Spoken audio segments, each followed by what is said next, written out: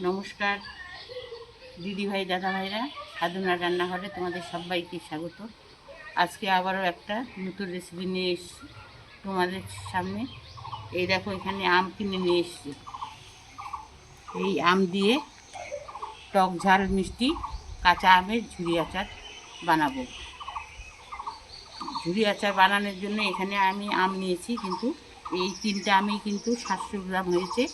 এই আমগুলো দিয়ে আচার তৈরি করে তোমাদের সঙ্গে শেয়ার করছি। সবার প্রথমে কাঁচা আমগুলোকে পরিষ্কার করে আমি আগে ধুয়ে নেব।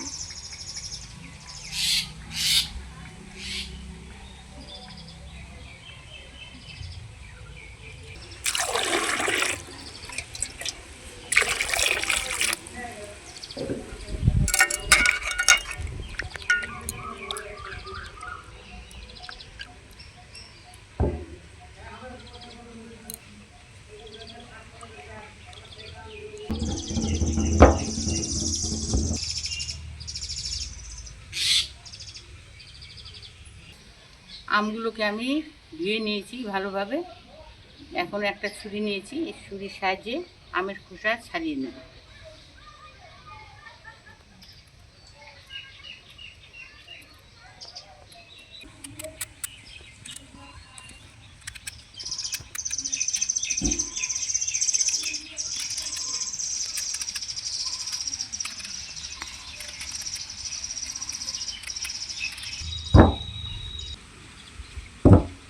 আমগুলোকে খোসা ছাড়িয়ে নিয়েছি। এখন আরেকবার আমগুলো ধুয়ে নেব।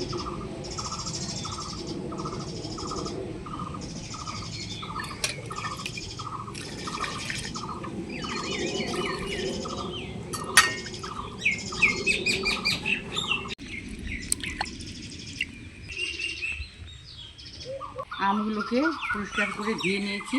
যেহেতু ঝুরি আমের আচার হবে, এখানে একটা গ্রেটার নিয়েছি। এই গ্রেটারে যে বড় ছিদ্রটা রয়েছে, এটা দিয়ে এখন গ্রেট করে নেব। একটা করে আম নিচ্ছি আর গ্রেট করে নেব।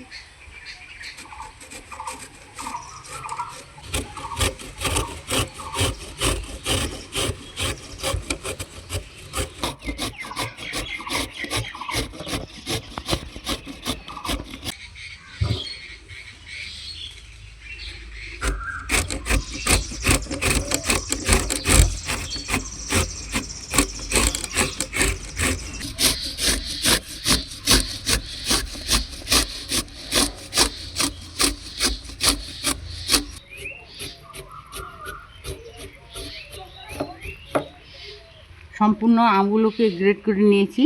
আর এই দেখো, আটি হয়েছে। এই আটিগুলোকে কিন্তু আমি ফেলে দিচ্ছি।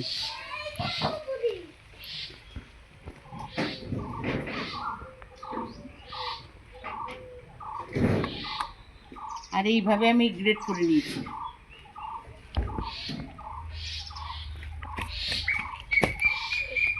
এই দেখো, ঝুরি আচার হবে যেহেতু গ্রেটটা এইভাবে করতে হবে। এইভাবে আমি গ্রেট করে নিয়েছি।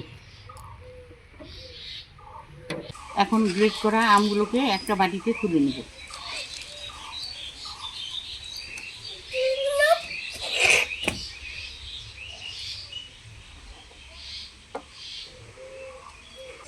এই দেখো দিদিভাই দাদা ভাইরা, এখানে আমি 250 গ্রাম কিন্তু চিনি নিয়েছি। 700 গ্রাম আমের জন্য আমি এখানে 250 গ্রাম চিনি দিয়ে ভালো করে হাত দিয়ে এখন মেখে নেব।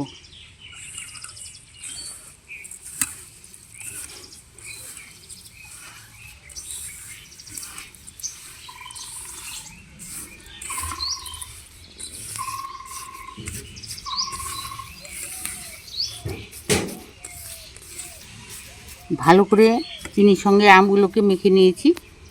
এখন 10 মিনিটের জন্য এটাকে আমি রেস্টে রাখবো।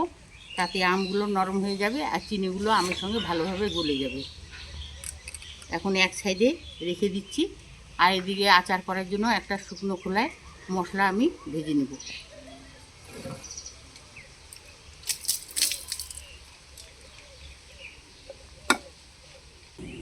এখন গ্যাস জ্বালিয়ে একটা কড়াই বসিয়ে দেব।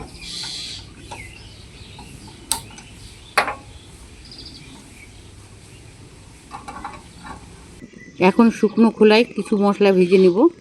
তো এই দেখো, এখানে আমি 1 চামচের মতো ধনে নিয়েছি, এখানে জিরে 1 চামচ, পাঁচফোড়ন 1 চামচ, গোটা মরি 1 চামচ আর 4টে শুকনো লঙ্কা।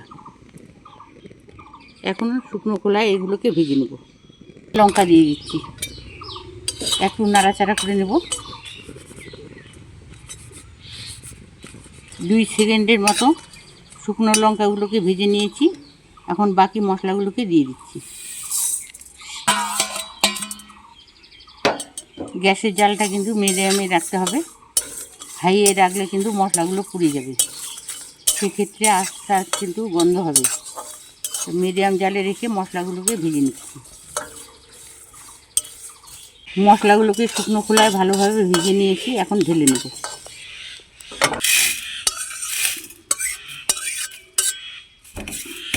এখন একটু মশলাগুলোকে ঠান্ডা করে নেব।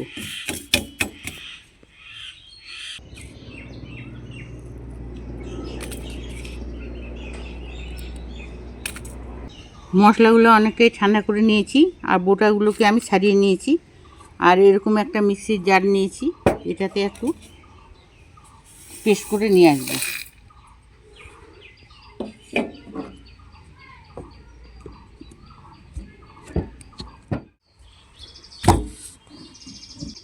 ভাজা মশলাটাকে আমি মিক্সি জারে একটু ঘুরে নিয়ে আসলাম। এই দেখো, গ্যাসে কড়াই বসিয়ে দিব।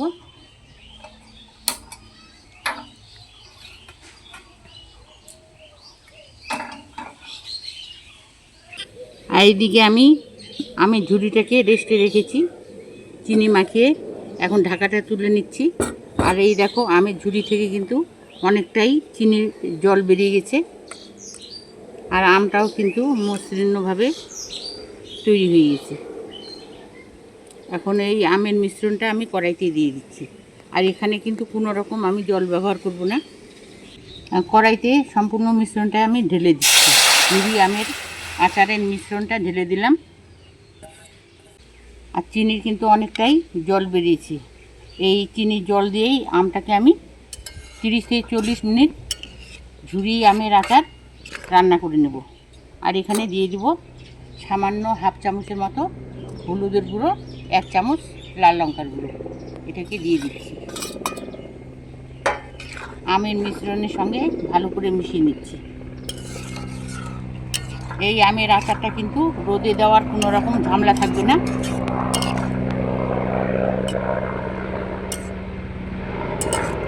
ঝুড়ি আমের আচারটাকে আমি নাড়াচাড়া করে নিচ্ছি এইভাবে। আর এই দেখো, অনেকটাই কিন্তু চিনির জলটা শুকিয়ে এসছে।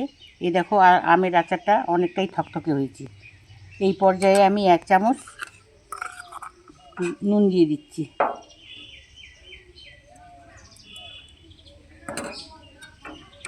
ঝুড়ি আমের আচারের সঙ্গে নুনটাকে ভালো করে একটু মিশিয়ে নিতে হবে।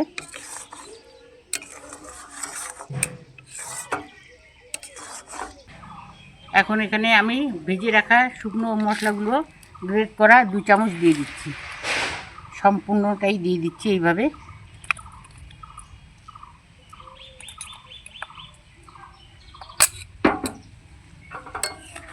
এখন ভালো করে মশলার সঙ্গে আচারটাকে মিশিয়ে নিতে হবে।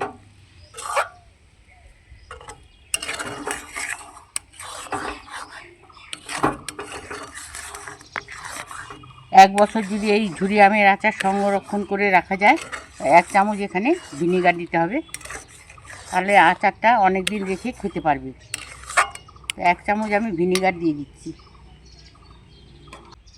1 চামচ আমি ভিনেগার দিয়ে দিচ্ছি, অনেক দিন সংরক্ষণ করে রাখা যাবে।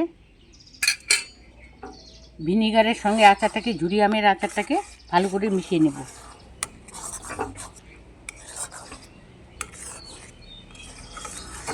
ঝুড়ি আমের আচার একবারে রেডি। গ্যাসের আঁচটাকে প্রথমে অফ করে দেব। দিদিভাই দাদাভাইরা, রোদে দেওয়ার ঝামেলা ছাড়াই ঝুড়ি আমের আচার কিন্তু তৈরি করে নিলাম। আর আচারটা একবারে রেডি হয়ে গেছে। এখন একটা পাত্রে আমি ঢেলে নেব।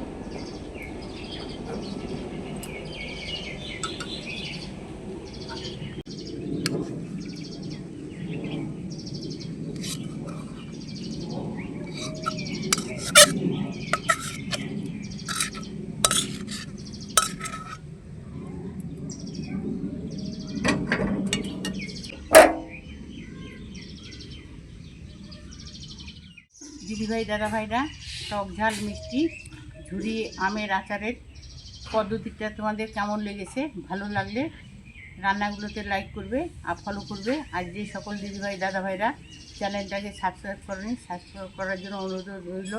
আজকের জন্য এখানেই শেষ করে দিলাম। ফিরে আসবো পরের দিন অন্য কোনো রেসিপি নিয়ে। আজকের জন্য টাটা।